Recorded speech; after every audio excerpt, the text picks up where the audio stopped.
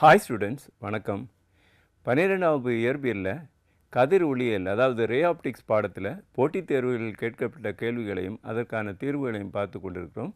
அந்த வகையில் இன்று முழு அக எதிரொளிப்பு அதாவது டோட்டல் இன்டர்னல் ரிஃப்ளெக்ஷன் என்ற பாடப்பகுதியில் போட்டித் தேர்வுகளில் கேட்கப்பட்ட சில கேள்விகளையும் அதற்கான பதில்களையும் பார்க்க இருக்கிறோம். முதல்ல ஒரு கேள்வியை பார்க்கலாம். ஒரு ஒளிக்கதிர் படத்தில் காட்டியுள்ளவாறு அடர்மிகு ஊடகத்திலிருந்து அடர்குறை ஊடகத்துக்கு செல்கிறது.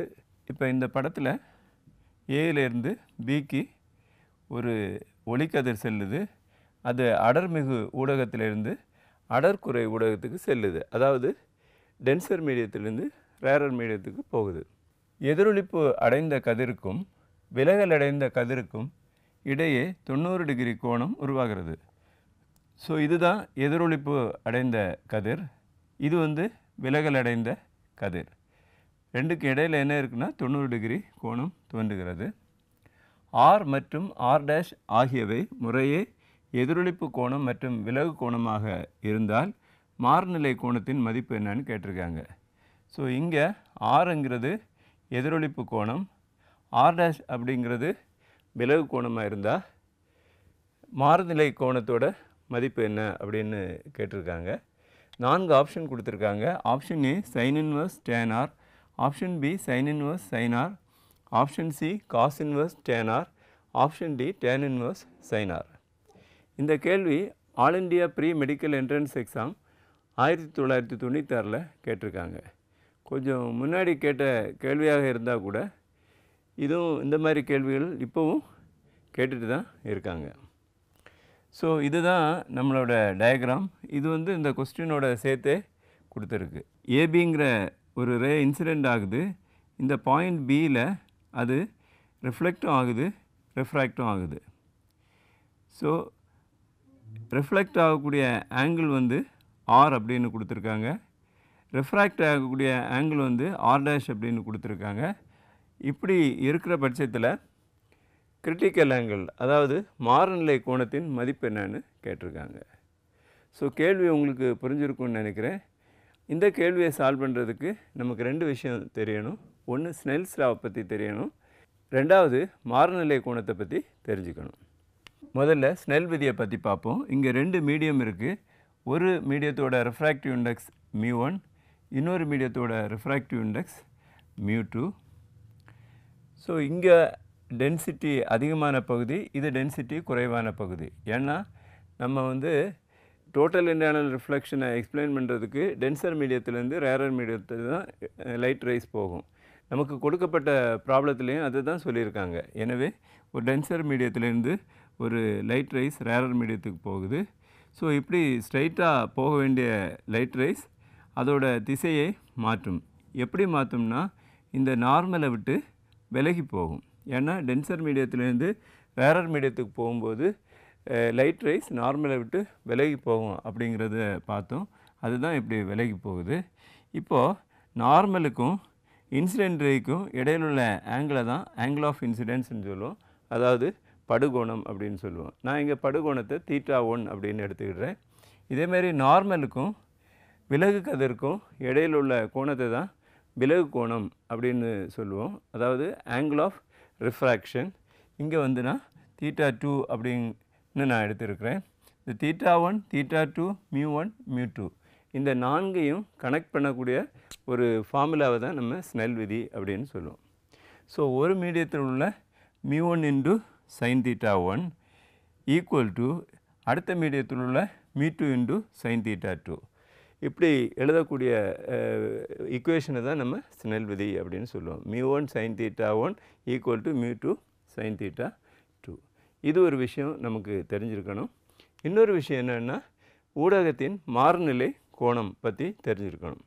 ஸோ ஒரு டென்சர் மீடியத்திலேருந்து ரேரர் மீடியத்துக்கு லைட் ரைஸ் போச்சுன்னா அங்கே என்ன நடக்கும்னா பகுதி லைட் ரெஃப்ராக்ட் ஆகும், பகுதி ரிஃப்ளெக்ட் ஆகும். ஸோ இங்கேருந்து போகிற லைட் ஆல்மோஸ்ட் ஒரு 90% ரிஃப்ராக்ட் ஆகுனா ஒரு 5% ரிஃப்ளெக்ட் ஆகும். ஆனால் இந்த ஆங்கிள் ஆஃப் இன்சிடெண்ட்டை இன்க்ரீஸ் பண்ணிகிட்டே இருக்கும்போது அந்த விலகு கோணமும் அதிகரித்து கொண்டே வரும். ஒரு குறிப்பிட்ட கோணத்தில், அதாவது இங்கே I equal to IC critical ஆங்கிளாக இருக்கும்போது, அதாவது மாறுநிலை கோணமாக இருக்கும்போது இந்த ரிஃப்ராக்டட் ரே என்ன செய்யும்னா இந்த சர்ஃபேஸ் வழியாக போகும். ஸோ இப்படி சர்ஃபேஸ் வழியாக போகும்போது இந்த ஆரோட மதிப்பு வந்து 90 டிகிரியாக இருக்கும். ஸோ ஐசியாக இருக்கும்போது ஆருக்கு மதிப்பு வந்து 90 டிகிரியாக இருக்கும். ஸோ இந்த கான்செப்டும் நமக்கு தெரியணும். ஏன்னா இங்கே வந்து இந்த பவுண்டரி கண்டிஷனை நம்ம இங்கே அப்ளை பண்ண வேண்டியிருக்கு. இந்த ரெண்டு கான்செப்டை பற்றி நீங்கள் தரவாக இருந்தீங்கன்னா இந்த கணக்கை ஈஸியாக சால்வ் பண்ணிடலாம்.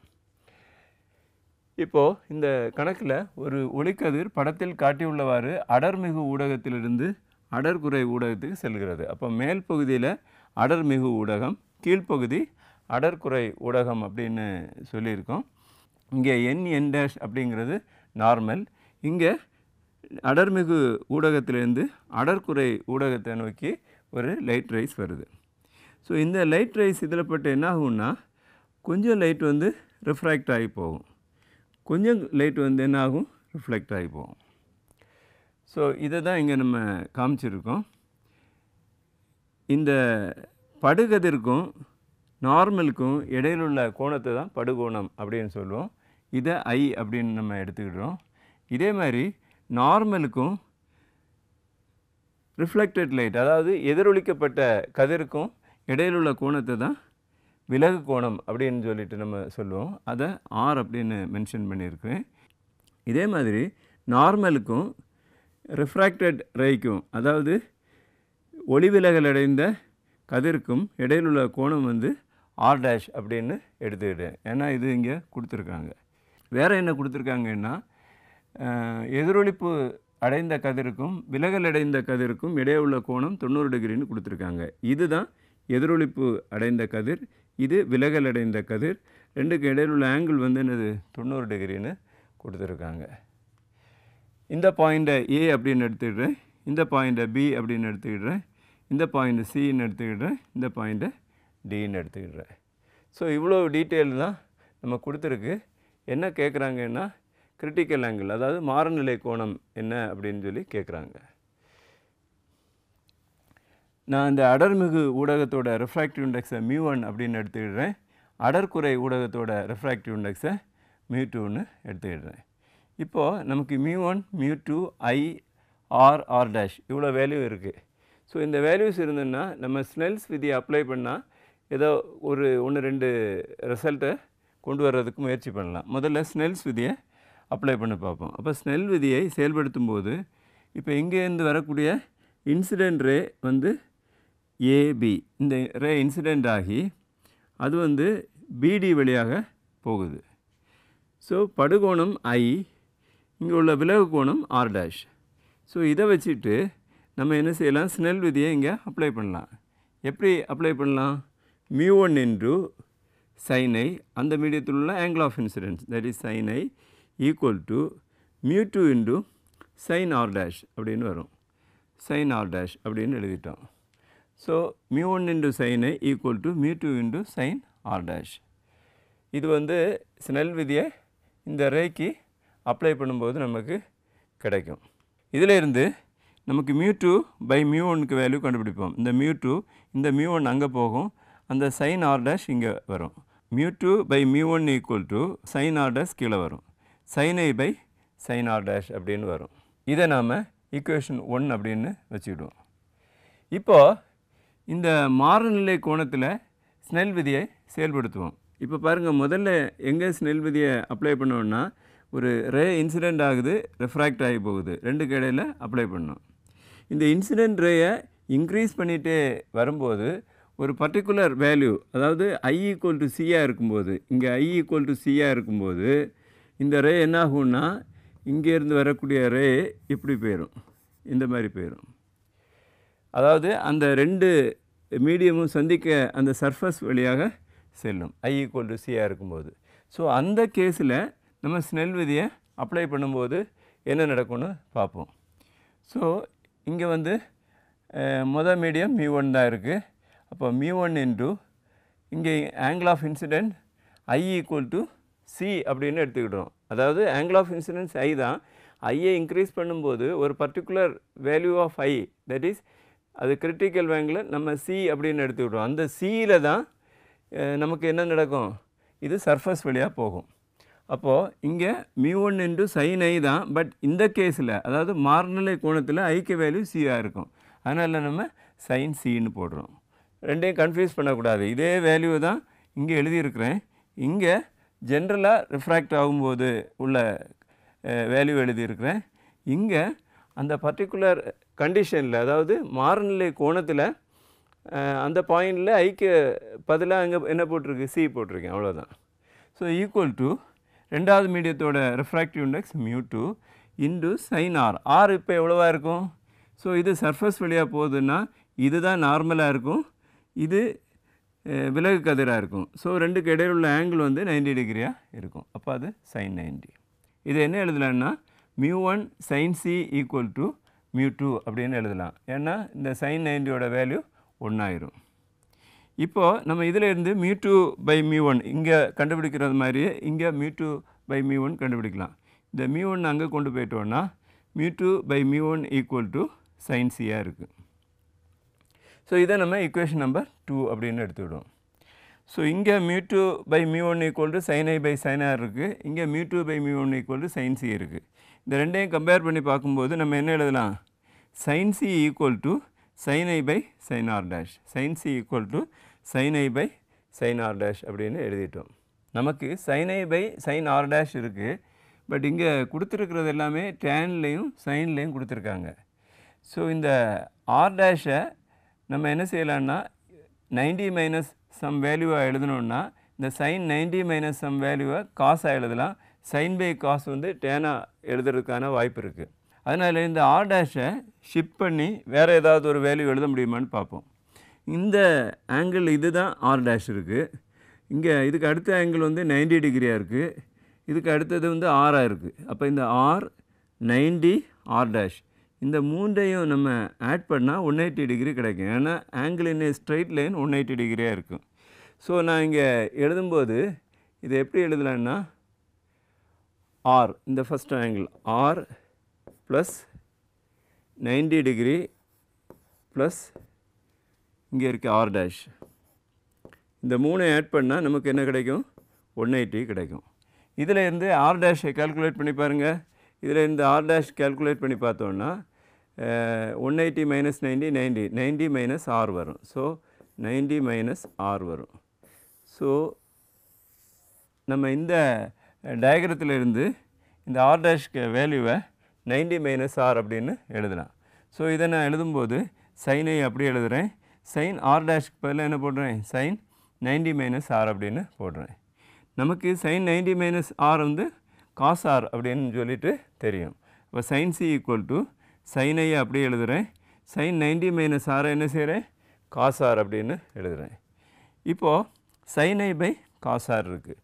sin i பை cos iன்னு இருந்தால் அதை tan iன்னு எழுதலாம். Or sin r by cos r இருந்ததுன்னா அதை tan rன்னு எழுதலாம். பட் இங்கே ir இருக்குது. நமக்கு வந்து லா ஆஃப் ரிஃப்ளெக்ஷன் தெரியும், அதாவது நம்ம எதிரொலித்தல் விதி தெரியும். அந்த எதிரொலித்தல் விதிப்படி நம்ம என்ன எழுதலான்னா ஒரு ஆங்கிளில் இன்சிடெண்ட் ஆச்சுன்னா அதே ஆங்கிளில் தான் ரிஃப்ளெக்ட் ஆகும். Angle of incidence equal to angle of ரிஃப்ளெக்ஷனாக இருக்கும். அதாவது படுகோணமும் எதிரொலித்தல் கோணமும் சமமாக இருக்கும். இதுதான் எதிரொலித்தலோட முதல் விதி. அந்த விதிப்படி நம்ம என்ன எழுதலான்னா இந்த ஐயும் ஆரும் என்ன இருக்கும், சேமாக இருக்கும். ஐ ஈக்குவல் டு ஆராக இருக்கும். ஸோ இங்கே நம்ம அந்த வேல்யூவை சப்ஸ்டிடியூட் பண்ணால் இந்த sin ஐக்கு பதிலாக நான் sin r போடுறேன். ஸோ sin ஐக்கு பதிலாக sin r போடுறேன், கீழே இருக்கிற cos r அப்படி எழுதுகிறேன். இப்போ பாருங்கள் sin r by cos r இதுக்கு வேல்யூ வந்து tan rன்னு கிடைக்கும். நமக்கு என்ன கண்டுபிடிக்கணும்னா c கண்டுபிடிக்கணும். சியோட மதிப்பு எழுதணுன்னா இந்த சைன் அந்த பக்கம் கொண்டு போகும்போது sin இன்வர்ஸ் tan rன்னு கிடைக்கும். ஸோ இதில் எந்த ஆப்ஷன் கரெக்டாக இருக்குதுன்னு பார்த்தா ஆப்ஷன் ஏ கரெக்டாக இருக்குது. sin இன்வர்ஸ் tan r அப்படின்னு சொல்லுது சரியான விடையாக இருக்கிறது. ஸோ இது வந்து ஒரு சிம்பிள் லாஜிக் தான். எப்படி சால்வ் பண்ணோம்னா ஸ்னெல் விதியை நம்ம அப்ளை பண்ணி அதிலேருந்து ஒரு μ2/μ1 கண்டுபிடிச்சிருக்கோம். இன்னொன்று வந்து மாறுநிலை கோணத்தில் ஸ்னெல் விதியை அப்ளை பண்ணும்போது அதில் ஒரு கண்டிஷன் வந்திருக்கு, சேம் கண்டிஷன் μ2/μ1. ரெண்டையும் ஈக்குவேட் பண்ணும்போது நமக்கு sin c கிடைக்குது. அதில் கொஞ்சம் சின்ன மேத்தமெட்டிக்கல் அட்ஜஸ்ட்மெண்ட் பண்ணி நம்ம இந்த ஆன்சரை கொண்டு வந்திருக்கிறோம். ஸோ இந்த கேள்வி 1996 கேட்டிருந்தா கூட அப்போவே இது ஒரு நல்ல ஸ்டாண்டர்டான கேள்வியாக தான் இருந்திருக்கு. இப்போவும் இதை கேட்குறதுக்கான வாய்ப்புகள் இருக்குது. ஸோ இன்னும் ஒரு கேள்வி கூட பார்ப்போம். 5/3 ஒளிவிலகல் எண் கொண்ட ஒரு வட்டத்தட்டு ஒரு குளத்தின் மேற்பரப்பில் வைக்கப்படுகிறது.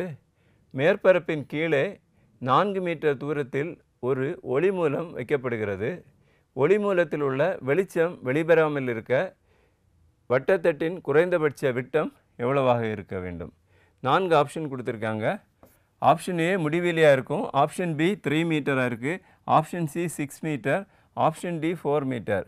இந்த கேள்வி all India pre medical entrance exam 1994 கேட்டிருக்காங்க. இதே கேள்வியை நம்ம இன்னொரு ப்ராப்ளத்துலேயும் சால்வ் பண்ணியிருக்கிறோம். ஆல்மோஸ்ட் இதே டேட்டாவாக தான் இருக்கும். கூடுதலாக இங்கே என்ன கேட்டிருக்காங்கன்னா விட்டம் கேட்டிருக்காங்க, அங்கே நமக்கு வந்து ஆரம் கேட்டிருப்பாங்க. ஸோ இந்த கேள்வியை நீங்கள் இதிலே பாஸ் பண்ணி வச்சுட்டு நீங்கள் சால்வ் பண்ணி ட்ரை பண்ணி பாருங்கள். நான் இங்கே தனியாக சால்வ் பண்ணுறேன். நீங்கள் சால்வ் பண்ணி முடிச்ச உடனே உங்கள் ஆன்சர் சரியாக இருக்கான்னு சொல்லிவிட்டு இதை மீண்டும் செக் பண்ணி பார்க்கலாம். ஸோ இந்த கணக்கில் ஒரு குளம் கொடுத்துருக்காங்க. இந்த குளத்தின் மேற்பரப்பில் ஒரு வட்டத்தட்டு வச்சுருக்காங்க. ஸோ இங்கே ஒரு வட்டத்தட்டு வச்சுருக்காங்க. இந்த வட்டத்தட்டுக்கு கீழே 4 மீட்டர் தூரத்தில், இதுக்கு கீழே ஒரு 4 மீட்டர் தூரத்தில் ஒரு ஒளி மூலம் வைக்கிறாங்க. இந்த இடத்துல ஒரு லைட் சோர்ஸை வைக்கிறாங்க. ஸோ இங்கே லைட் சோர்ஸ் வச்சா என்ன நடக்கும்? இங்கேருந்து எல்லா இடத்துலையும் லைட்டு ஸ்ப்ரெட் ஆகும். இப்போ என்ன கேட்குறாங்கன்னா, இங்கே வச்சுருக்கக்கூடிய வட்டத்தட்டு இந்த லைட்டை எல்லாம் ஸ்டாப் பண்ணணும். அதாவது இந்த ஒளி மூலத்தில் உள்ள வெளிச்சம் வெளியே வராமல் இருக்கிறதுக்கு அந்த வட்டத்தட்டின் குறைந்தபட்ச விட்டம், இந்த விட்டம் எவ்வளவாக இருக்கணும் அப்படின்னு கேட்குறாங்க. சப்போஸ் இந்த வட்டத்தட்டு இல்லைன்னு வச்சுக்கோங்க, லைட் போட்டால் லைட் வெளியே வரும். ஆனால் இந்த எல்லா ஏரியாவிலையும் வருமா அப்படின்னு கேட்டால் வராது. ஏன் வராது? அதுக்கு பின்னாடி ஒரு ஃபிசிக்ஸ் இருக்குது. அப்போது கொஞ்சம் இடத்துல வராது, கொஞ்சம் இடத்துல வரும். வரக்கூடிய இடத்துல எல்லாம் என்ன செய்யணுன்னா இந்த வட்டத்தட்டு கவர் ஆகணும். அது எவ்வளோ தூரம் கவர் பண்ணணும் அப்படின்னா அதுக்கு விட்டம் எவ்வளவாக இருக்கணும்னு தான் கேள்வி கேட்டிருக்காங்க. ஸோ சப்போஸ் இங்கேருந்து உள்ள லைட் இப்படி ஸ்ப்ரெட் ஆகி போகுதுன்னா இது வரைக்கும் போகலாம், இது வரைக்கும் போகலாம். இதுக்கு இந்த பக்கம் லைட்டு போகாது அப்படின்னு சொல்கிறாங்க. அதுக்கான ரீசன் நம்ம பார்க்கலாம். இந்த வட்டத்தட்டோட விட்டத்தை தான் நமக்கு கேட்டிருக்காங்க கண்டுபிடிக்கணும். ஸோ இதை சால்வ் பண்ணுறதுக்கு முன்னாடி இதுக்கு பின்னாடி இருக்கக்கூடிய சில கான்செப்டை பார்ப்போம். ஸ்னெல் சாளரம், அதாவது ஸ்னெல்ஸ் விண்டோ அப்படிங்கிறத பற்றி நீங்கள் தெரிஞ்சுக்கணும். இப்போது அந்த குளம் மாதிரி உள்ள ஒரு அமைப்பை தான் இங்கே நான் வரைஞ்சிருக்கிறேன். இதோட ரிஃப்ராக்டிவ் இண்டெக்ஸ் μ1 அப்படின்னு நான் எடுத்துக்கிட்டேன். வெளியே ரிஃப்ராக்டிவ் இண்டெக்ஸ் μ2. இந்த μ1 μ2 விட அதிகமாக இருக்குது. இங்கே நான் ஒரு லைட் சோர்ஸ் வைக்கிறேன். இங்கேருந்து லைட் ரேஸ் எல்லா டைரக்ஷன்லையும் ஸ்ப்ரெட் ஆகும். நான் ஒரு பர்டிகுலர் டைரக்ஷனில் இந்த லைட் ரேஸை எடுக்கிறேன். இப்படியே பட்டு இது வெளியே போகுது. ஸோ இதில் ஒரு நார்மல் வரைஞ்சிட்டோன்னா இதுதான் ஆங்கிள் ஆஃப் இன்சிடென்ஸ், அதாவது படுகோணம். இந்த படுகோணத்துக்கு அதுக்கு ஒரு குறிப்பிட்ட விலகு கோணம் இருக்குது. இந்த படுகோணத்தை நான் அதிகரிச்சிட்டேன்னா இந்த விலகு கோணமும் அதிகரிக்கும். எது வரைக்கும் அதிகரிக்கும் அப்படின்னு பார்த்தீங்கன்னா ஒரு பர்டிகுலர் ஆங்கிள், ஃபார் எக்ஸாம்பிள் இப்போது கொஞ்சம் கூட தள்ளி பார்க்குறேன், இந்த ரேயை கொஞ்சம் தள்ளி வரைஞ்சிருக்கேன். அப்படின்னா என்ன அர்த்தம்னா நமக்கு இந்த ஆங்கிள் ஆஃப் இன்சிடென்ஸ் வந்து அதிகரிச்சிருக்கும். ஸோ ஒரு குறிப்பிட்ட ஆங்கிள் ஆஃப் இன்சிடென்ஸ், அதாவது ஒரு குறிப்பிட்ட படுகோணம், அதுக்கு பேர் கிரிட்டிக்கல் ஆங்கிள், தமிழில் நம்ம மாறுநிலை கோணம் அப்படின்னு சொல்லுவோம். இந்த மாறுநிலை கோணம் வரும்போது அது என்ன செய்யும்னா அந்த ரிஃப்ராக்டட் ரே, விலகல் அடைந்த கதிர் வந்து அந்த சர்ஃபஸ் வழியாக போகிறத நீங்கள் பார்க்கலாம். இப்போ இங்கே பாருங்கள், இது மேலே போயிட்டுருக்குது. இதை இன்க்ரீஸ் ஆக ஆக இந்த கதிர் கொஞ்சம் கொஞ்சமாக இப்படியே மூவ் ஆகிட்டு வந்து ஒரு பர்டிகுலர் ஆங்கிள் வரும்போது இப்படி போகுது, இங்கே போகுது. ஸோ இந்த ஆங்கிளை தான் கிரிட்டிக்கல் ஆங்கிள்னு சொல்லுவோம். கிரிட்டிக்கல் ஆங்கிளாக இருக்கும்போது ஆரோட மதிப்பு வந்து கிரிட்டிக்கல் ஆங்கிளாக இருக்கும்போது ஆரோட மதிப்பு வந்து 90 டிகிரியாக இருக்கும். இந்த விஷயம் நீங்கள் தெரிஞ்சுக்கணும். ஓகே, இன்னும் இன்க்ரீஸ் பண்ணுறேன்னு வச்சுக்கோங்க. இதை இன்னும் இன்க்ரீஸ் பண்ணுறேன். இது இந்த ஆங்கிள் ஆஃப் இன்சிடென்ஸ், அதாவது இதிலேருந்து இந்த இடத்த பார்க்குறேன். இங்கே பாருங்கள், இங்கேருந்து கொஞ்சம் கூட தள்ளி பார்க்குறேன். அப்போ என்ன ஆகுதுன்னா லைட் வந்து வெளியே போகலை, உள்ளே நோக்கி வந்திருக்கு. அப்படின்னா என்ன அர்த்தம்? இதில் முழுவாக எதிரொலிப்பு நடந்திருக்குன்னு அர்த்தம். அதாவது இங்கேருந்து போகிற லைட் முழுவதுமாக எதிரொலிக்கப்படுகிறது. ஸோ இங்கே விலகல் அடைஞ்சிருக்கு. கொஞ்சம் போல் கதிர் எதிரொலிக்க தான் செய்யும். பட் இங்கே விலகல் அடைஞ்சிருக்கு. இங்கே சர்ஃபஸில் போயிருக்கு. இதுக்கு அந்த பக்கம் நீங்கள் எங்கே கொண்டு போனாலும் அது என்ன ஆகும்? கம்ப்ளீட்டாக எதிரொலிப்பு அடையும். அப்போ இங்கே முழுவதுமாக எதிரொலிப்பு அடைஞ்சிட்டோன்னா இந்த ஏரியாவில் என்ன இருக்காதுன்னா லைட் வெளியே போகாது. ஸோ லைட்டு எது வரைக்கும் போகும்னா இதுக்கு உள்ளாடி தான் போகும். இந்த பாயிண்ட்டுக்கு தாண்டி வந்துட்டிங்கன்னா அடுத்தது லைட் வந்து வெளியே போகாது. அது முழுவதுமாக எதிரொலிக்கப்படும். அதே மாதிரி இந்த கோணம் வந்து I கிரேட்டர் தேன் ஐசியாக இருக்கும். அதாவது இந்த ஐசியை விட அதிகமாக கொண்டு போனால் அந்த ஒளிக்கதிர் முழுவதுமாக எதிரொலிக்கப்படும். இந்த எண்டுக்கு பார்த்தா கூட நீங்கள் இந்த எண்ட் பார்த்தாலும் அங்கே மாதிரியே இங்கே ஒரு நார்மல் வரைச்சிட்டோன்னா அதுக்கு இந்த பக்கம் என்ன ஆகும்? சர்ஃபஸ் வழியாக போகும். அந்த ஆங்கிளை அதை விட இன்க்ரீஸ் பண்ணால் முழுவதுமாக எதிரொலிக்கப்படும். ஸோ இதிலேருந்து இது வரைக்கும் தான் என்ன இருக்குது? லைட் வெளியே வரும். இதுக்கு பிறகும் வராது, இதுக்கு முன்னாடியும் வராது. ஸோ இந்த ஏரியா வழியாக மட்டும்தான் லைட் வெளியே வரும். இது ஒரு விண்டோ மாதிரி இருக்கிறதுனால இதை ஸ்னெல்ஸ் விண்டோ அப்படின்னு சொல்லுவோம். அதாவது ஸ்னெல் சாளரம் அப்படின்னு சொல்லுவோம். இது எப்படி தெரிஞ்சுக்கலான்னா, நீங்கள் ஒரு குளம் இல்லைன்னா ஆறு இதில் எல்லாம் போய் உள்ளே மூழ்கி இருந்துட்டு நீங்கள் சர்ஃபஸை பார்த்தீங்கன்னா உங்களுக்கு வந்து மேல் பகுதி எப்படி இருக்குன்னா ஒரு வட்டமாக தெரியும். ஒரு வெளிச்சம் வந்து ஒரு வட்ட வடிவில் தெரியும். ஆற்றில் குளத்தில் இல்லைன்னா கடலில் இருக்கக்கூடிய மீன் பார்க்கும்போதும் அதோட லைட் ரைஸ் வந்து இந்த மாதிரி தான் போகும். ஏன்னா ஒரு குறிப்பிட்ட ஆங்கிளுக்கு மேலே போகும்போது அது சர்ஃபஸில் பட்டு ரிஃப்ளெக்ட் ஆகி வந்துடும். அந்த பகுதி தெரியாது. அப்போ தெரியக்கூடிய பகுதி ஒரு வட்ட வடிவில் தான் இருக்கும். அந்த விண்டோவை தான் நம்ம ஸ்னெல்ஸ் விண்டோன்னு சொல்லுவோம். ஸோ இங்கே நம்ம கணக்கில் என்ன இருக்குன்னா, ஸோ இங்கேயும் ஒரு குளம் இருக்குது. இந்த குளத்துக்கு மேல் பகுதியில் ஒரு வட்டத்தட்டு வச்சுருக்காங்க. ஸோ இதுதான் அந்த வட்டத்தட்டு. இந்த வட்டத்தட்டுலேருந்து 4 மீட்டர் கீழே ஒரு லைட் சோர்ஸ் வச்சுருக்காங்க. இங்கேருந்து லைட் வந்து என்ன செய்யும்? எல்லா இடத்துலையும் ஸ்ப்ரெட் ஆகும். இந்த இடத்துல இருந்து இந்த இடத்துல மட்டும்தான் ஒளி வெளியே போகும். அதாவது ஒளி விலகி செல்லும். இந்த பாயிண்ட்டுக்கு அந்த பக்கம் எல்லாமே ஒளி எதிரொலிக்கப்படும். இந்த பாயிண்ட்டுக்கு இந்த பக்கமும் ஒளி எதிரொலிக்கப்படும். இந்த 2 பாயிண்ட்டுக்கு இடையில் மட்டும்தான் ஒளி விலகி செல்லும். இந்த பகுதியிலேருந்து மட்டும்தான் ஒளி வெளியே வரும். அங்கே வந்து நம்ம இந்த வட்டத்தட்டை போட்டுட்டோன்னா கரெக்டாக எந்த ஒளியும் வெளியே வராமல் நமக்கு தடுக்கலாம். ஸோ இதுதான் ஐடியா. அப்போது இதோட ரெஃப்ராக்டிவ் இண்டெக்ஸ், அதாவது இந்த வட்டத்தட்டோட ரெஃப்ராக்டிவ் இண்டெக்ஸ் μ1 அப்படின்னு நான் எடுத்துக்கிடுறேன்.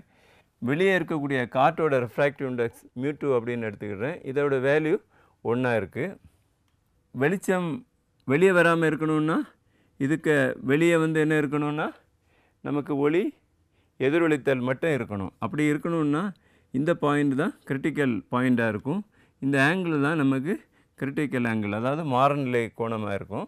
இது மாறநிலை கோணம் சியாக நம்ம எடுத்துக்கிட்டோன்னா இங்கேயும் மாறநிலை கோணம் சி இதாக தான் இருக்கும். இது மாறநிலை கோணத்தில் லைட் விழுந்தால் இந்த இடம் ஆரோட வேல்யூ 90 டிகிரியாக இருக்கும். ஸோ இது சில பேசிக்கான விஷயம் நம்ம படத்தில் இருந்து இங்கே வரைஞ்சிருக்கிறோம். இப்போ ஸ்னெல் விதியை நம்ம அப்ளை பண்ணுவோம். எந்த இடத்துல? இந்த இடத்துல ஸ்னெல் விதியை அப்ளை பண்ணுவோம். இப்போ இங்கேருந்து லைட் ரைஸ் வந்து வெளியே போகுது. ஸோ எங்கே டச் ஆகுதுன்னா இந்த வட்டத்தட்டில் டச் ஆகுது. ஸோ இதோட ரெஃப்ராக்டிவ் இண்டெக்ஸ் வந்து μ1. அப்போ μ1 இன்டு ஆங்கிள் வந்து சி. அப்போ μ1 into sin c equal to μ2ஓட வேல்யூ 1. அப்போ 1 இன்டு இந்த ஆங்கிள் வந்து என்னது? sin r. sin rன்னு சொல்லியது 90 டிகிரியாக இருக்குது. ஸோ sin 90 இருக்குது. அப்போ μ1 sin c equal to 1 into இந்த sin 90 1 தான். Therefore μ1 sin c equal to 1 இருக்குது. இதில் இருந்து sin c ஈக்குவல் டு 1/μ1 அப்படின்னு நம்ம எழுதலாம். ஸோ இதில் μ1 அப்படிங்கிறது இந்த வட்டத்தட்டோட ரெஃப்ராக்டிவ் இண்டெக்ஸ், ஒளி விலகல் எண்.